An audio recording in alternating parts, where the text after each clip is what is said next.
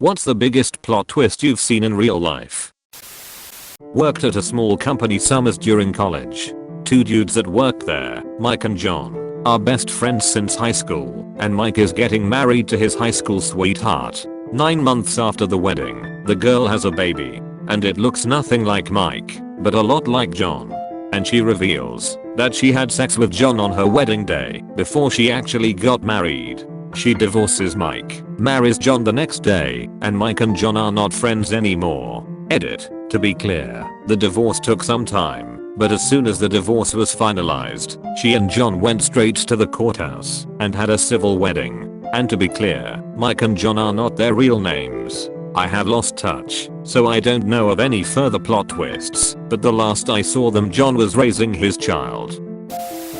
I was seeing a guy from Tinder for a couple of months, but it fizzled out and we stopped talking. I was on Tinder again shortly after and matched with a girl, I'm B, who told me to follow her on Insta. I noticed the Tinder guy also followed her, so I ask how she knows him. She hits me with he was dating my best friend for ages, but they broke up a couple weeks ago because he was fucking some girl from Tinder.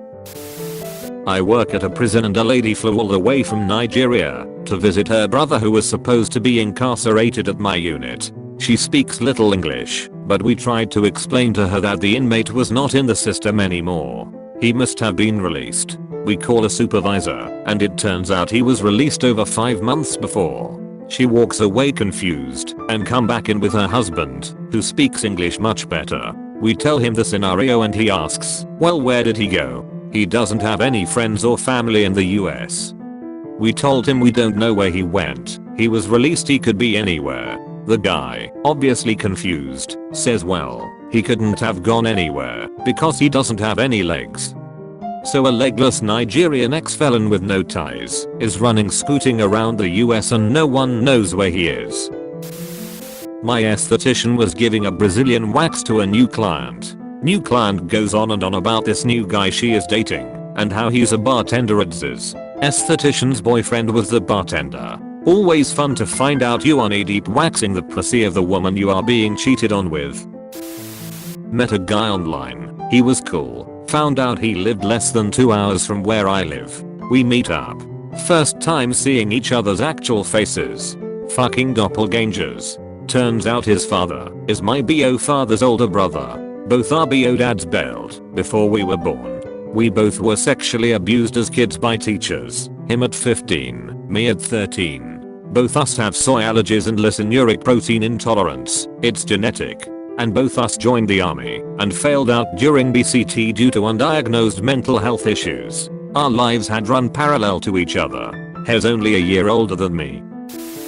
When I was in college, I worked with a really young guy in 2-person office for 40+ hours a week for just under 2 years. I was pretty close to 30 at the time and I think he had just barely turned 20, so he sort of saw me as a mentor. Needless to say, we talked about a ton of things and became pretty good friends. Anyway, a few months into knowing the guy, he got a new girlfriend. I heard about every date, their first kiss, their first fight, their first trip, their first time in bed.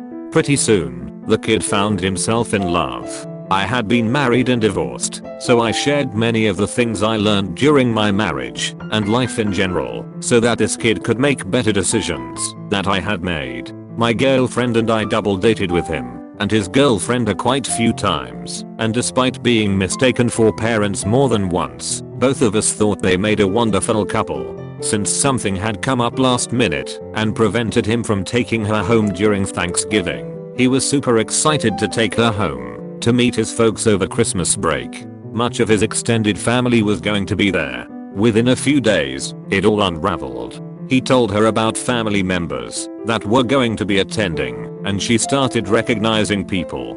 They drew out family trees on paper and learned that they are first cousins by blood, not by marriage. As neither were from Alabama, they ended their relationship.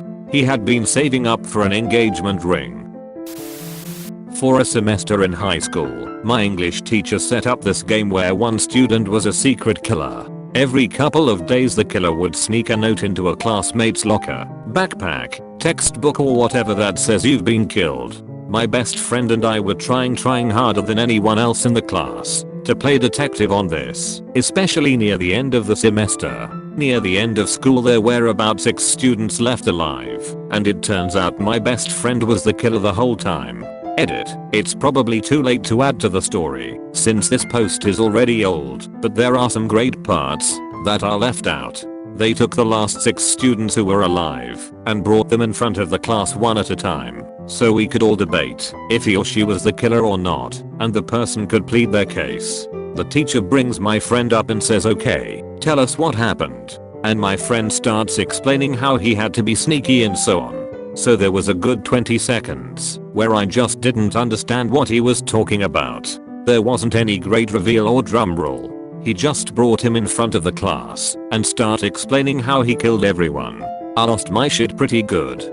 The other twist that I forgot to mention is that at week 2 or 3 he went to a student that he didn't really talk to much and told him that he was the killer and that he needed him to kill John Deere 89. So he hands him a few of the notes, and from then on he had a guy on the inside helping him kill people.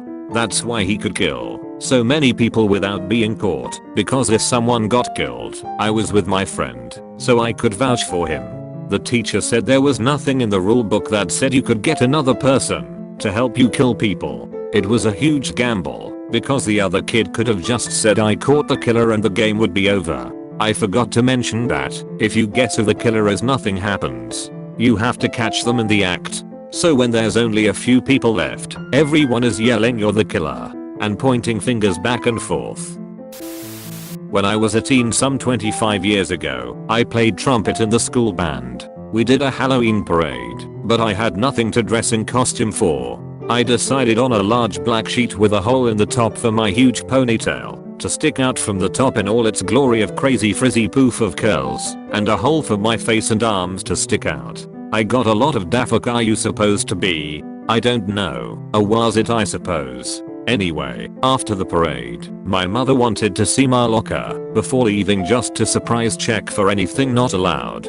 We passed by the auditorium and noticed a talent show just beginning. Mom pressured me to enter playing my trumpet in this weird wazard costume no less. By the time I was to go on, I still had no clue what to play. I felt silly in my Halloween costume getup when nobody else was in costume unless they were dancing or a magician act. I walked down the aisle towards the stage with trumpet in hand, contemplating what to do in my nervousness. Heard whispers among the crowd as I climbed the little 3 steps of stairs up on the stage. I trip and fall up the remaining 2 stairs. I'm so clumsy, so I stand up and play it off like I meant to do that. Began acting silly and tooting my horn like a duck.